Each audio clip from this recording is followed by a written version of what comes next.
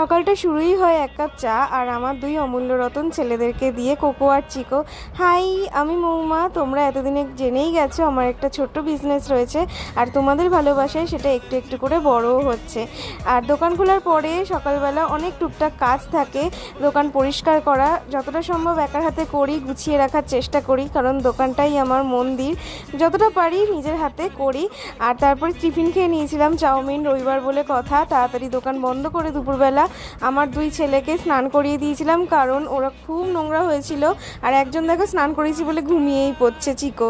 তারপরে দুপুরে ছিল চিকেন আর ভাত। আর সন্ধেবেলায় 6:30 করে দোকান খুলি।